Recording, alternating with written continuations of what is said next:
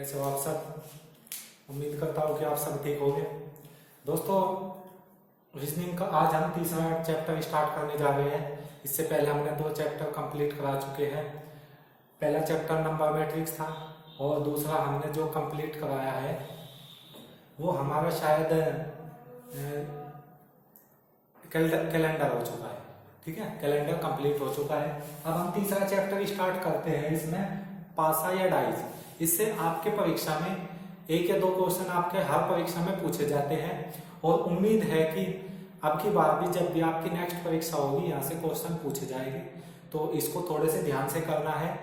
कहीं पे भी आप पढ़ लो, किसी भी चैनल से आप पढ़ लो, सब एक ही तरह से पढ़ाएंगे, क्योंकि ये इतना टफ नहीं होता, ये आसान होता है बहुत ही। ठीक है, चलो, अगर आपके ये समझ में आ जाता है तो आप चैनल को सब्सक्राइब करें, लाइक करें और शेयर करें और कमेंट भी करते रहें। देखो, ये 2 पार्ट में कंप्लीट हो जाएगा। एक पार्ट में मैं इसके बारे में समझा दूंगा, कुछ इसके क्वेश्चन करा दूंगा, लेकिन दूसरे पार्ट में मैं इसके क्वेश्चन नहीं कराऊंगा, उसमें समझाया नहीं जाएगा इसका बेसिक चीजें। चलो, पासे को जान लेते हैं। पासा होता क्या है? देखो, हमने पासे को लिया। पासा क्या होता है ये मैं आपको बता देता हूँ। पासा एक त्रिआयामी आकृति होती है। कैसी आकृति होती है? वो या घन के रूप में हो सकती है, या तो घन के रूप में, या घनाभ के रूप में हो सकती है। ठीक है, घन या घनाभ। अब जब घन है तो घन का मतलब होता है जिसकी लंबाई, चौड़ाई और ऊंचाई बराबर हो। ठीक है, या तो ऐसा मिलेगा, या फिर अगर घनाभ के आकार का है तो संदूक के जैसा बनेगा, या कमरे के जैसा भी कह सकते हैं। ठीक है, ये आपका घनाभ के आकार का होगा, ये घन के आकार का होगा, ये घनाभ के आकार का। इसमें भी लंबाई होगी, चौड़ाई भी होगी, ऊंचाई भी होगी। बस घन में तो क्या होगी, तीनों चीजें बराबर होगी, और इसमें लंबाई, चौड़ाई और ऊंचाई तीनों अलग अलग भी हो सकती है, या 2 बराबर भी हो सकती है। एल बी एच तीनों अलग अलग हो सकती है, और इसमें हो सकती क्या हो जाएगी। तो देखो, ये क्या हो जाएगी, इसमें लंबाई भी होगी, चौड़ाई भी और ऊंचाई भी। अगर किसी चीज में तीन चीजें हो, लंबाई, चौड़ाई और ऊंचाई, उसे बोलते हैं हम त्रिआयामी। क्या बोलते हैं हम? त्रिआयामी आकृति। इसको क्या बोलते हैं हम? त्रिआयामी आकृति बोलते हैं इसको। ठीक है, ये चीज आपकी समझ में आ गई होगी। अब हम जान लेते हैं कि पासा कितने प्रकार का होता है। जो पासा होता है, पासा 3 प्रकार का होता है। पहला तो क्या होता है आपका, पहले वाला पासा होता है आपका मानक पासा। क्या होता है आपका? मानक पासा। इंग्लिश में इसको बोलते हैं हम स्टैंडर्ड डाइस। दूसरा पासा होता है आपका सामान्य पासा। इसको इंग्लिश में बोलते हैं हम जनरल डाइस। और तीसरे पर, वैसे तो मेनली तो 2 ही होते हैं, लेकिन तीसरा क्या होता है आपका, एक खुला पासा होता है। खुला पासा, इसको इंग्लिश में आपको सभी को पता होगा, ओपन डाइस बोलते हैं हम इसको, ओपन डाइस। 3 प्रकार का होता है पासा। अब इस मानक पासे में क्या होगा, सामान्य पासे में क्या होगा, खुले पासे में क्या होगा। सबसे पहले हम मानक पासा और सामान्य पासा जान लेते हैं। मानक पासा होता क्या है? देखो, मैं इसको रफ कर देता हूँ, इसको आप नोट कर लेना तब तक। चलो, यहाँ पे बता देता हूँ मैं। देखो, मानक पासे की मैं पहचान बता देता हूँ आपको। मानक पासा, देखो, क्वेश्चन इस तरह से भी पूछा जा सकता है कि निम्नलिखित में से कौन सा मानक पासा है, या निम्नलिखित में से कौन सा सामान्य पासा है। इस तरह के भी क्वेश्चन पूछे जा सकते हैं, पहले भी परीक्षाओं में पूछे गए हैं। तो हम सबसे पहले ये चीजें जान लेते हैं। मानक पासा क्या होता है? आप लूडो वगैरह खेलते होगे, या तो आप मोबाइल में खेलते होगे, या फिर आप क्या खेलते होगे, मोबाइल में, या फिर हम एक कागज की आती है, कागज की भी खेल लेते हैं लूडो।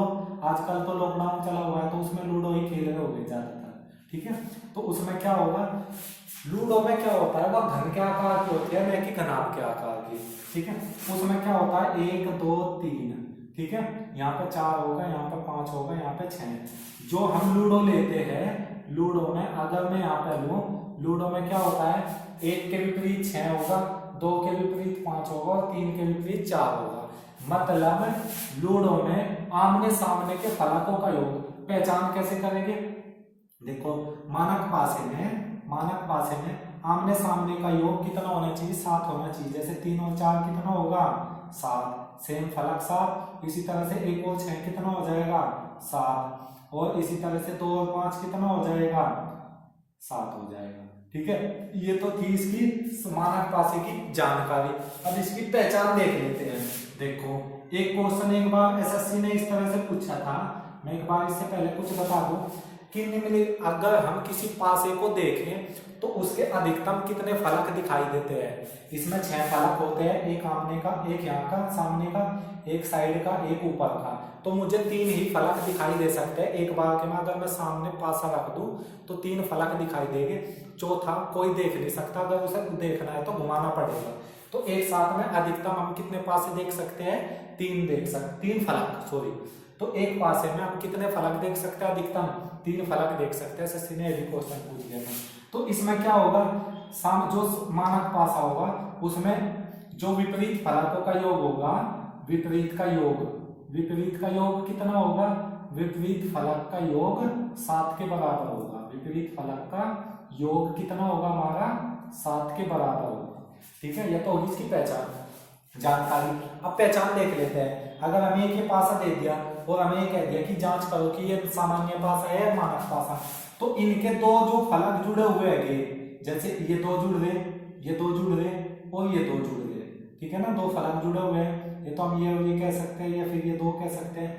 मतलब इन किन्हीं 2 का योग 7 के बराबर नहीं होना चाहिए। किन्हीं 2 फलकों का योग, 2 फलकों का योग कितना नहीं होना चाहिए, बराबर नहीं होना चाहिए 7 के। मतलब जो भी आमने सामने के टच, जो भी फलक जुड़े हुए हैं एक दूसरे के साथ, विपरीत की बात नहीं कर रहा मैं, जुड़े हुए, जैसे 1 के साथ 3 जुड़ा हुआ है, 1 के साथ 2 जुड़ा हुआ है, 2 के साथ 3 भी जुड़ा हुआ है, 1 भी जुड़ा हुआ है, 3 के साथ भी 2 भी जुड़ा हुआ है, 1 भी जुड़ा हुआ है। तो यहाँ पर देखो 3 और 2 5, 7 के बराबर तो नहीं, 3 और 1 4, 7 के बराबर नहीं, 1 और 2 3, 7 के बराबर नहीं, 6 और 4 10, 7 के बराबर नहीं, 6 और 5 11, 7 के बराबर नहीं, 5 और 4 9, ये भी 7 के बराबर नहीं है। तो ये वाले होते हैं आपके, क्या होते हैं आपके मानक पासे। ठीक है, जिसको नोट करना है वो यहाँ तक का नोट कर लेंगे वीडियो को पॉज करके। अब मैं इसको रख कर देता हूँ। अब हम दूसरी चीजें जान लेते हैं। दूसरी क्या था हमारा, दूसरा तो हमें ये चीजें पता चल गई कि मानक पासा क्या होगा। मानक पासा जो हम लूडो में खेलते हैं वो मानक पासा होता है। और मानक पासे की ये पहचान है कि उसके विपरीत फलक का योग 7 के बराबर होना चाहिए और किन्हीं 2 जुड़े हुए फलकों का योग 7 के बराबर नहीं होना चाहिए। इसकी पहचान हो गई। क्लियर होगा आपका ये? मुझे लगता है कि आपका ये क्लियर हो गया होगा। अब नेक्स्ट हो गया आपका सामान्य पासा। अब सामान्य पासे को देख लेते हैं हम। सामान्य पासा ये वाला होता क्या है, बिल्कुल इसी का ही अपोजिट है। क्या है ये? बिल्कुल इसी का ही अपोजिट है।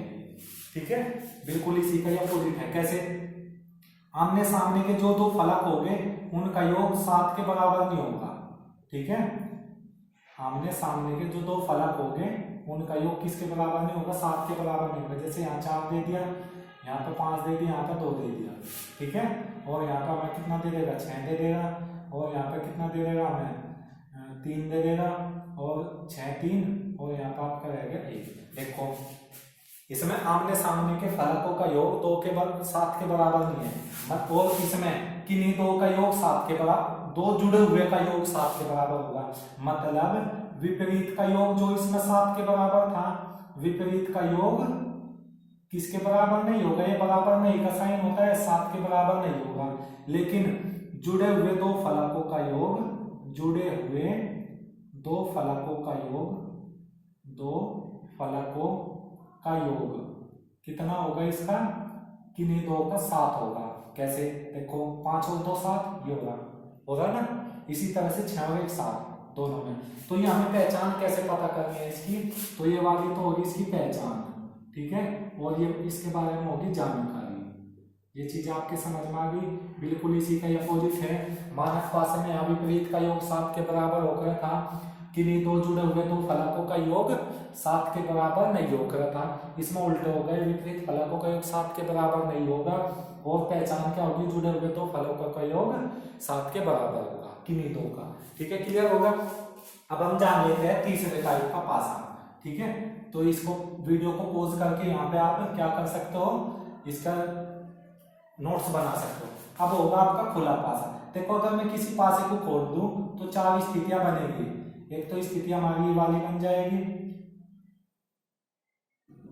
एक तो ये बन सकती है आपकी स्थिति, देखो 1 2 3 4 5 6 ये फलक हो जाएंगे।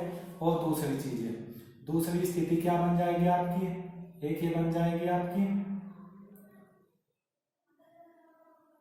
ये वाली बन जाएगी, ठीक है। और तीसरी स्थिति आपकी बन जाएगी वाली। वैसे तो पेपर में तो बहुत सारी स्थितियां आती है। तीसरी स्थिति क्या हो जाएगी आपकी, ये वाली बन जाएगी, तीसरी स्थिति ये वाली बन जाएगी, ठीक है। और चौथी स्थिति, तीसरी ये नहीं बनेगी, एक ये बनेगी आपकी, आपको बता देता हूं, ये वाली ऐसे पड़ी हुई, ठीक है। एक तो ये बन जाएगी, एक इसी की अपोजिट बन जाएगी। तो किसी भी पासे को खोलने पर कितनी स्थितियां प्राप्त होती है, खुले पासे को अगर मैं खोलूं तो कितनी स्थितियां प्राप्त होगी हमें, स्थिति टोटल प्राप्त होगी हमारी कितनी, 4 स्थिति प्राप्त होगी, ठीक है। एक तो आपकी हो गई, एक ही हो गई, एक ही, ठीक है, समझ में आ गया। तो इसमें मैं बता देता हूं, देखो क्वेश्चन किस तरह से पूछे जाए, 1 2 3 4 5 6 मैंने यहाँ भर दिया, इसमें भी भर दिया 1 6 5 3 2 1 नहीं होगा, यहाँ पे कितना आएगा, 4 आएगा, ठीक है। इसी तरह से यहाँ पे भर देता हूँ 5 6 1 2 3 4 ये वाला हो जाएगा। इसी तरह से 7 तो होगा नहीं, 6 5 2 3 1 4 ये वाले हो जाएंगे। अब देखो अगर मुझे इनमें देखना हो एक दूसरे के विपरीत कौन सा फलक होगा, तो एक अंक छोड़ो, देखो यहां से स्टार्ट करा, एक के विपरीत क्या होगा आपका, 3 होगा, क्लियर होगा। ये एक पद छोड़ के हमने इसी तरह से यहां से ले गए तो ये वाला छूट जाएगा, तो 2 के विपरीत कितना हो जाएगा, 4 हो जाएगा। तो बचा हुआ किसके विपरीत हो जाएगा, इसके विपरीत हो जाएगा, क्लियर होगा। इसी तरह से यहाँ से शुरुआत करेंगे, 1 के विपरीत 5 हो जाएगा, अब 5 के विपरीत 1 भी होगा। इसी तरह से 6 के विपरीत क्या हो जाएगा, 3, और बचा हुआ 2 के विपरीत क्या हो जाएगा, 4 हो जाएगा, क्लियर होगा। इसी तरह से 5 के विपरीत कितना हो जाएगा, 1, 6 के विपरीत कितना हो जाएगा, 2, और बचा हुआ 3 के विपरीत क्या हो जाएगा, 4 हो जाएगा। 5 के विपरीत कितना होगा, 3, 2 के विपरीत कितना होगा, 1, और 6 के विपरीत कितना हो जाएगा आपका, 1 हो जाएगा। देखो अगर हमें खुले पासे में देखना हो तो एक पद को छोड़ते हुए एक फलक को छोड़कर हम निशान लगा देगा, एक दूसरे के विपरीत होगी, ठीक है। उम्मीद करता हूँ कि आपके समझ में आ गए होंगे। तो हमने 5 क्वेश्चन लिखे, पांचों के पांचों क्वेश्चन आपके रेलवे या फिर एसएससी में पूछे गए क्वेश्चन है, तो हम इसको जान लेते हैं कि ये कैसे होंगे। देखो अब इसमें हमें अगर 2 पासे दे दे और क्वेश्चन इस तरह से पूछ ले कि इसके विपरीत क्या होगा, तो ये मैं आपको बता देता हूं। जैसे अगर मैं पहला क्वेश्चन ले लूं, यहाँ पे पहला क्वेश्चन क्या है, 1 4 3 और यहाँ पे कितना है, 1 5 6 ये है। अब देखो सबसे पहले इसमें ये देख लेंगे कि कुछ कॉमन है क्या, दोनों में पहले क्वेश्चन में एक कॉमन है। अब इन दोनों पासे को घड़ी की दिशा में घुमा दो। घड़ी की दिशा कैसे घूमती है, ये वाली घूमती है घड़ी की दिशा, घड़ी की जो सुई की दिशा होती है वो इस तरह से ही तो घूमती है। तो हमने 1 से लेकर जो भी कॉमन था दोनों में, जो दोनों में उभयनिष्ठ था, उससे हमने घड़ी की दिशा में घुमा दिया पहले वाले को। 1 के बाद कौन आ गया, 3 के बाद कौन आ गया, 4 आ गया। घड़ी की दिशा में घुमा के हमने इसके और इसके घुमा दिया। नेक्स्ट इन दोनों में कॉमन 1 था, उसे भी 1 को घड़ी की दिशा में घुमा दो। एक से स्टार्ट करेंगे, जो कॉमन होगा वो यहाँ पर लिखेंगे। अब 1 के बाद क्या है, 5, और 5 के बाद क्या है, 6। इसका मतलब हो जाएगा 4 के विपरीत तो होगा 6, 3 के विपरीत हो जाएगा 5, 1 के विपरीत 1 तो हो नहीं सकता, तो 1 के विपरीत बचा हुआ अंक हो जाएगा। बचा हुआ अंक कौन सा था, 2, ठीक है, समझ में आ गए। तो पहले क्वेश्चन का आंसर क्या होगा, क्वेश्चन में देख लो, अंक 2 के विपरीत बताना है, तो अंक 2 के विपरीत कौन सा अंक होगा, यहाँ पे अंक 2 के विपरीत 1 का अंक होगा, तो कौन सा आंसर आएगा आपका, फर्स्ट आंसर आ जाएगा। दूसरा क्वेश्चन देख लेते हैं। अगर किसी क्वेश्चन में 2 पासे दे रखे हैं, दोनों में 2 कॉमन हो, तो मैं दूसरा क्वेश्चन बता देता देता हूँ। देखो मैंने 3 क्वेश्चन इसी प्रकार लिए कि पहले क्वेश्चन में 1 कॉमन था, दूसरे में 2 कॉमन थे, और तीसरे में 2 कॉमन ना, तो तीसरे में 1 भी कॉमन नहीं है। तो तीनों क्वेश्चन अलग अलग है, तो तीनों क्वेश्चन को ध्यान से समझ लेंगे।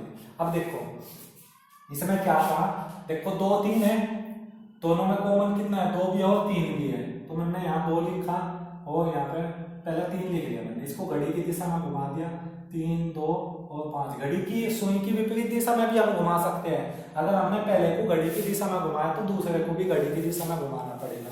अगर पहले को हमने घड़ी की विपरीत दिशा में घुमाया तो दूसरे को भी घड़ी की विपरीत दिशा में घुमाना पड़ेगा। तो यहाँ से कितना हो गए, 3 2 5। इसी तरह से यहाँ कितना हो जाएगा, 3।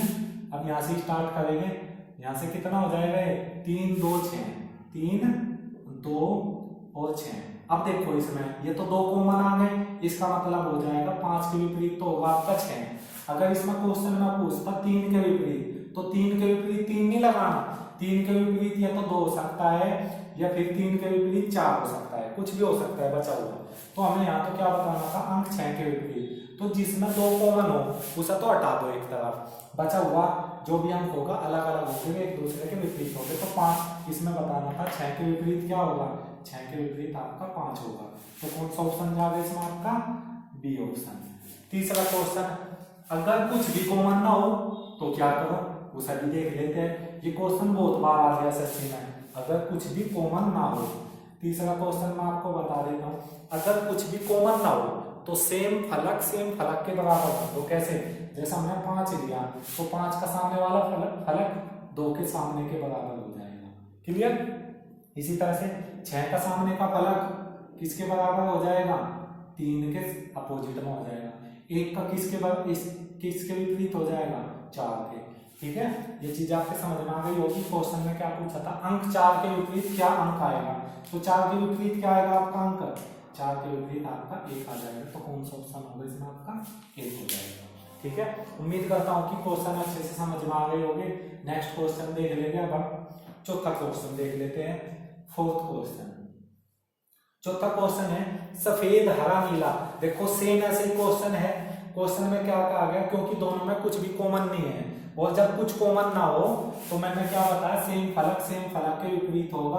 तो हरा के विपरीत क्या होगा आपका, लाल होगा। ठीक है, और सफेद के विपरीत आपका क्या होगा, सफेद के विपरीत होगा आपका नारंगी। और इसी तरह से आपका नीला के विपरीत क्या होगा, नीले को इंग्लिश में ब्लू बोलते हैं। ठीक है, नीले के विपरीत क्या हो जाएगा आपका, पीला हो जाएगा। अब इसमें बताना था हमें कि ब्लू रंग के ऊपर क्या आएगा, तो अगर ब्लू नीचे है तो ऊपर क्या होगा, पीला। ठीक है, तो कौन सा ऑप्शन जाएगा इसमें आपका, ब्लू के नीचे। इसमें ऑप्शन नहीं लिखे हुए तो आंसर ही लिख लेंगे इसका, पीला आंसर आ जाएगा। ठीक है, समझ में आ गया होगा। नेक्स्ट क्वेश्चन देख लेते हैं अब इसका। नेक्स्ट क्वेश्चन क्या गिवन है, 5वां क्वेश्चन, लास्ट क्वेश्चन है आज का। फिर अगले पार्ट में खत्म हो जाएगा चैप्टर। ठीक है, तो 2 पार्ट में हो जाएगा। अब देखो इसमें क्या कहा, पहले में इसने कहा कि दिल की आकृति के विपरीत कौन सी आकृति होगी, दिल के विपरीत बताना है। ठीक है, मैंने ये बताया था कि अगर कोई से में कुछ भी कॉमन हो, ठीक है, कुछ भी कॉमन हो। देखो इसमें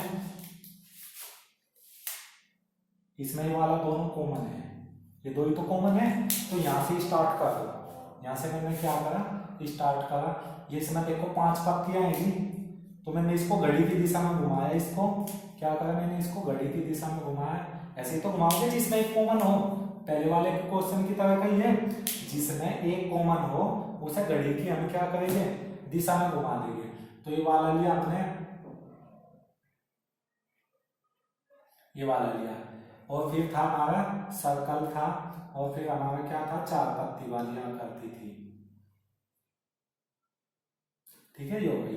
इसमें 5 पत्तियां थी, इसमें कितनी पत्तियां थी, 5 पत्तियां थी।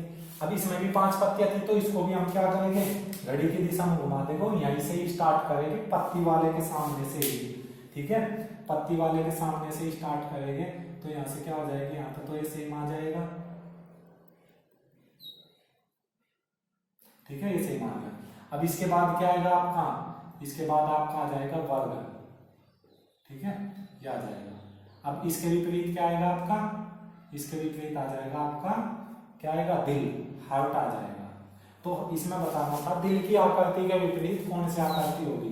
ठीक है, वैसे दिल के पीछे आपको पता होगा क्या होता है। ठीक है, ये दिल के विपरीत क्या हो जाएगा, ये आंसर हो जाएगा आपका 4 पत्ती वाली आकृति।